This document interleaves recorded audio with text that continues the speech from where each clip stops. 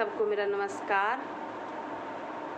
आशा करती हूँ कि आप सभी अपने स्थान पर कुशल मंगल होंगे।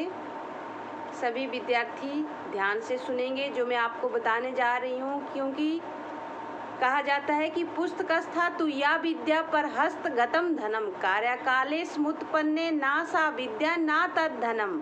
कि पुस्तक में जो विद्या विद्यमान है वह समय आने पर काम नहीं आती। विद्या हमेशा आपको ग्रहण करनी है, आपको उस विद्या को अपने मस्तिष्क में रखना है, याद करना है।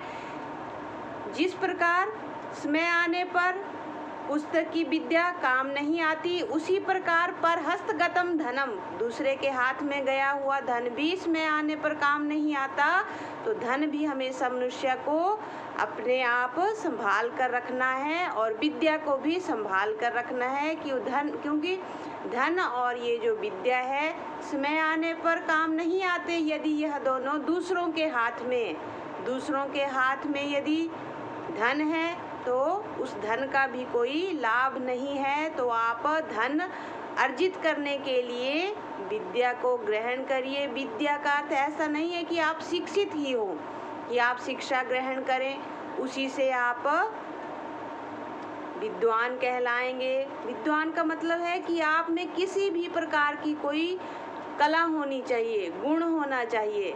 कहा जाता है कि साहित्य संगीत कला विहीना साक्षात पशु पुच्छ विषाणहीना। कि जिस मनुष्य के पास किसी भी प्रकार की कला नहीं है वह मनुष्य क्या है? साक्षात पुच्छ विषाणहीना, बिना पूंछ और सींग के साक्षात पशु है। तो मनुष्य को विद्या ग्रहण करनी है, उसमें एक गुण होना चाहिए किसी भी प्रकार का, जिससे वह आगे चल के धन अर्जित कर सके, अपना निर्वाह कर सके, अपने परिवार का निर्वाह कर सके। अभी विद्यार्थी छोटे छोटे हैं तो विद्यार्थी का अर्थ है कि विद्या का अर्थ ही विद्या को चाहने वाला, विद्या को ग्रहण करने वाले को विद्यार्थी कहा जाता है। तो आप जिस भी विषय की पढ़ाई कर रहे हैं उस विषय को अच्छी तरह से आप समझें। कोई भी आप ट्रेनिंग कर रहे हैं तो उस ट्रेनिंग को अच्छी तरह से करें। जो आपके माता पिता चाहते हैं आपके ऊपर वह धन खर्च कर रहे हैं, तो आप उस विद्या को अच्छी तरह ग्रहण करें। यही मैं आपको समझा रही हूँ कि मैंने पहले भी श्लोक बताया कि पुस्तकस्था तु या विद्या पर हस्तगतम धनम कार्यकाले स्मुत्पन्ने ना सा विद्या ना तद धनम। कि पुस्तक में जो विद्या है और दूसरे के हाथ में गया हुआ जो धन है, समय आने पर ना तो वह धन काम आता है और ना ही वह विद्या काम आती है। जो दूसरे के हाथ में है धन और जो विद्या पुस्तक में है, तो विद्या को आप ग्रहण करिए, उसको आप याद करिए, अपने पास रखिए।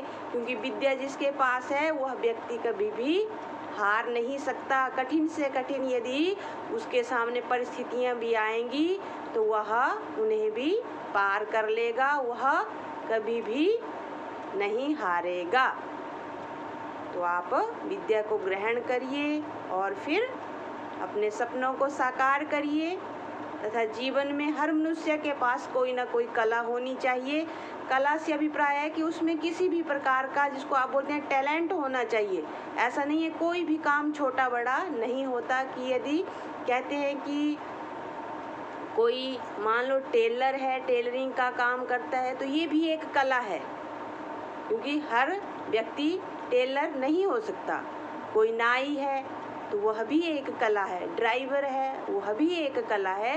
तो आप अपने अंदर एक टैलेंट लाइए, जिस भी फील्ड में आपकी इच्छा है कि आपने यह करना है, अपने माता पिता को बताइए और उस अपने टैलेंट को उजागर करिए, अपने गुण को बढ़ाइए, अपनी जो आपके इच्छा है उसको आप पूरी करिए और सफल बनिए। यदि वीडियो अच्छी लगी होगी तो लाइक करें। धन्यवाद।